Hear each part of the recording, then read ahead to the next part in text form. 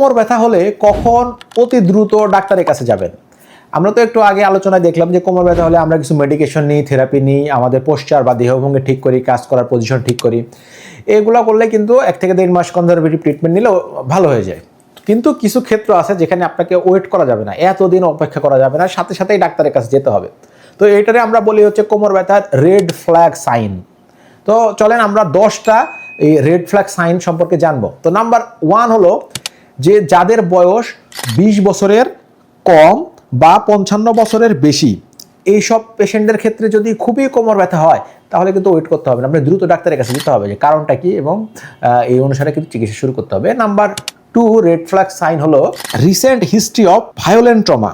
মানে এই কোমর ব্যথা শুরুর 2-3 দিন আগে তার একটা হিস্ট্রি আছে যে সে বাইক অ্যাক্সিডেন্ট করে গেছে বা হেভি কোনো জিনিস লিফটিং করছে বা তুলতে গিয়ে তার ব্যথা হয়েছিল, বা অন্য কোনো রোড অ্যাক্সিডেন্টের, বাইক অ্যাক্সিডেন্ট, মানে একটা অ্যাক্সিডেন্টের হিস্ট্রি আছে, সেক্ষেত্রেও কিন্তু এটা অবহেলা করা যাবে না। 3 নাম্বার রেড ফ্ল্যাগ সাইন হচ্ছে যে প্রোগ্রেসিভ পেইন।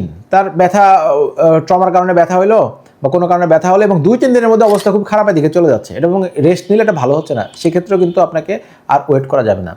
রেড ফ্ল্যাগ সাইনের 4 নাম্বার কারণটা হলো থোরাসিক পেইন, মানে কোমর ব্যথার সাথে তার বুকেও ব্যথা, সেক্ষেত্রেও কিন্তু অপেক্ষা করা যাবে না। রেড ফ্ল্যাগ সাইনের 5 নাম্বার কজ হচ্ছে past medical history of malignant tumour.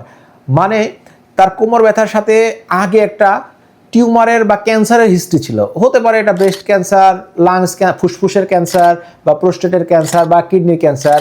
এইসব ক্যান্সারের হিস্ট্রি আছে যারা 5-10 বছর আগে বা 2-3 বছর আগে এটা ক্যান্সার হয়েছিল, এখন তার কোমর ব্যথা শুরু হয়েছে, এক্ষেত্রেও কিন্তু অপেক্ষা করা যাবে না। রেড ফ্ল্যাগ সাইনের 6 নাম্বার যে কারণ হচ্ছে prolong use of corticosteroid. Steroid যাতে কিছু কম দামে ওষুধ বাজারে পাওয়া যায়, এগুলো আমরা বলি যে সাদা বা শশার বিচির মতো এক ধরনের ওষুধ, এই ওষুধগুলো খাইলে কিন্তু আরাম লাগে। তো কিছু পেশেন্টের হিস্ট্রি দেয় যে অনেক দিন ধরে এই ধরনের ওষুধ তারা খাচ্ছে এই ফার্মেসির দোকান থেকে কিনে।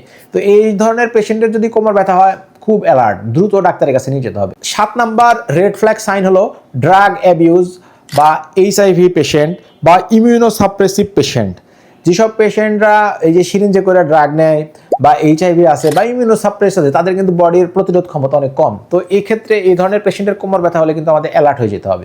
রেড ফ্ল্যাগ সাইনের আমরা 8 নাম্বার কারণ জানবো, সেটা হচ্ছে প্রোগ্রেসিভ ওয়েট লস। কোমর ব্যথা হচ্ছে সাথে লাস্ট 1 মাস ধরে তার ওজন একেবারে দ্রুত ওজন কমে যাচ্ছে, সেক্ষেত্রে কিন্তু অ্যালার্ট হয়ে যেতে হবে। রেড ফ্ল্যাগ সাইনের 9 নাম্বার কারণ হচ্ছে তার নিউরোলজিক্যাল সিমটম শুরু হয়ে গেছে, যেমন কোমর ব্যথার সাথে সে দেখে যে চোখে ঝাপসা দেখে, তার ব্যালেন্স ঠিক রাখতে পারে না। তো এই ধরনের সমস্যা হলো কিন্তু আমাদের অ্যালার্ট হয়ে যেতে হবে। আর সর্বশেষ 10 নাম্বার আমাদের যে রেড ফ্ল্যাগ সাইন, সেটা হচ্ছে স্ট্রাকচারাল ডিফর্মিটি এবং ফিভার।